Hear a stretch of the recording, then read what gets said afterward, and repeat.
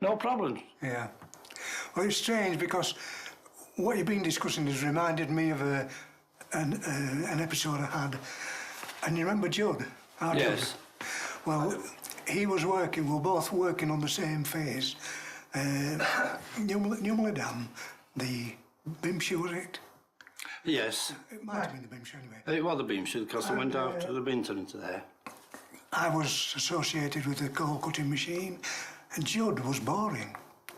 And Yes. we were halfway up the face, and Judd were boring the holes there behind us. And all of a sudden, he starts screaming. And he's rattling, and he's glued to the boring machine. And I thought, oh my God, what's happening? And I went to go near him, and he, don't touch me, don't touch me. And he was being electrocuted by a monkey borer. And I thought, oh my God. So I sets off down the face, and I tell you what, halfway up the face, and I'm scrambling, going on for like that. And as I'm getting nearer towards the main gate, I'm shouting, turn the power off for the borer! Turn the power off for the borer! And then I heard this voice between me and the gate shouting, turn the power on for the borer! And I said, no, turn the power off for the borer! And then, anyway, they eventually got the message. And I turned round and raced back. And my mate, Walt Ray, Yeah. Judd had collapsed on his back, and he was there, pasty-faced, not breathing, and Walt's there over him, patting his cheek. Judd! I said, get out of the way.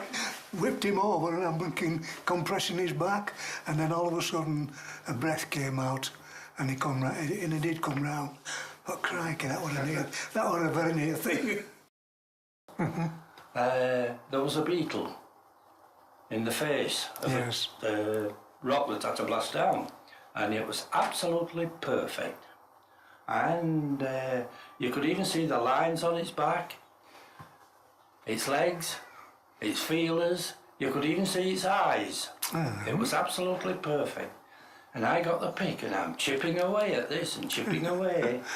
And one of the rippers, what the bloody hell are you doing? He says, we want to get this job going. What are you doing? I said, yeah, all right, I'll be with you in a minute. He came out. Oh, he says, I'll get that out for you. And got the £7 hammer and smashed it up. Oh, but it was absolutely perfect. I know it. And it was as big as the palm of my hand. Yeah. It's so strange to see things like that. Yes. Bloody likely, he says, I'm off. So he went back to his deep sea fishing.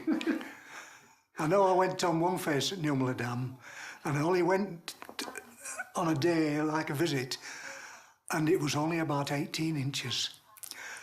And I tell you what I did. It was the deputy, and he asked me if I would go with him to accompany him, and because he was just examining this face. And I went on with him, and I had to crawl with my hands across and my knees spread out because I couldn't have my knees straight down. I was too tall for the seam, and had to waddle my way through the face like that, all the way through. And I thought, how on earth did they manage to work in those heights? Now you're mentioning that, reminds me of that time I told you I was at Roundwood. One of the faces there, it was only 18 inches high. Yeah. And you couldn't get up onto your knees, you had to lie flat on your stomach. And you couldn't even turn your shovel over. You had to throw it forward. You couldn't turn your shovel over to get onto the conveyor belt. No, it was very, very difficult. But the thin seams always had a good roof. As they got thicker, that's when they used to sometimes get the trouble. When I never worked for any length of time on a really thin. 2 foot, 2'6". I worked on those, and they were all right. Well, you got used to it, didn't you? Yes, you did.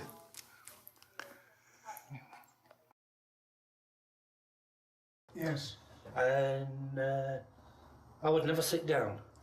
I always stood on the platform, double-decker. Yes. I always stood on the platform.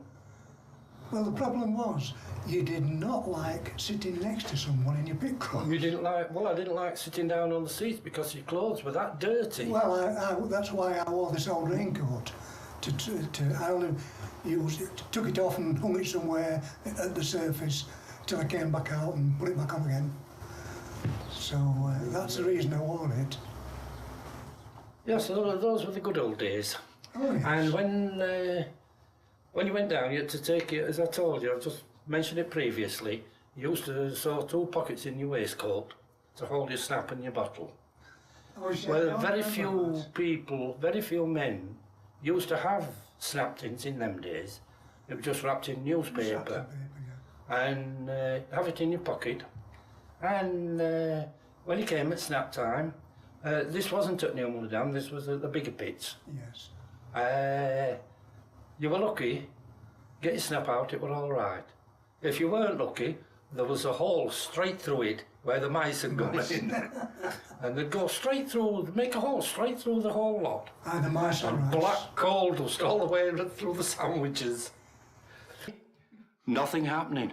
Ah, Jesus, I'm going to have to take all them powder and all that stemming out of them holes, get to them dates. I'm going to be a while tomorrow. And Cyril Charles says, oh no, he says, just go and take a walk up gate, will you? He says, no, he says, he says, just take a walk up gate for 2 minutes. So, he goes. Do you know what he did? What? He uncoupled the cable out of the machine, put the power on, uncoupled the cable, and shoved the shot wire in the power socket. Good heavens. Bang! And the deputy came back, he says, How did he do what that? are you doing? He says, you don't want to know. Oh, dear. Oh, the things that you went off, you wouldn't credit it sometimes. Had an explosion, and that's when they started with there weren't cap lamps, if you remember, at that time. No, they were I don't hand know whether lamps. you remember them. There were hand lamps. But there were hand lamps.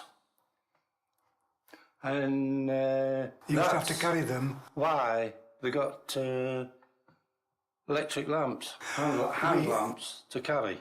The hand lamps, some of the old fillers still used them. Oh, yes. And they used to hang them up close That's to it. where they were working. Even when you got cap lamps. But us, the new ones, the young ones, with the manager, he says, now then, he says, what kind of lamps do you want? Oh, cap lamps. Yeah, definitely. Well, as I said, when I started, there were no cap lamps. And of course, you needed a hat. There were no they didn't use helmets in them days. No. Almost everybody used to wear a beret. And these, especially the pony drivers, before the cap lamps, your knees used to be black and blue on the inside because you were running with the pony, the side of the pony, to keep the pony going. Yes. And you needed your hands to do the work, and so the lamp was swinging from your belt, and it was banging your catching knees your legs, yes. on the inside. Man, it was one of the small lamps, only a £2. The colliers used to use a £4 with a lot brighter light. Oh, yes. But you didn't need any more weight. You used to bang your knees on the inside. No. We're doing the pony driver, taking the empty tubes into the colliers that were getting coal by pick, what we used to call hand filling, not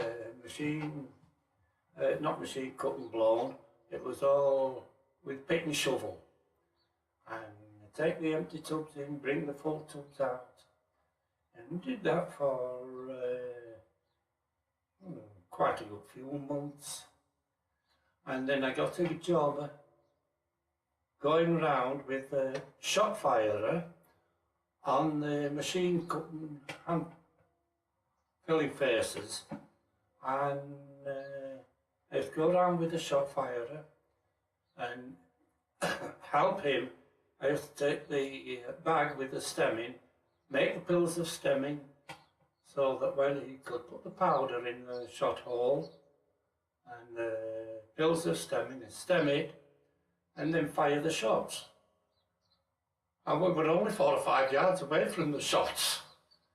when they used to fire them, but it was only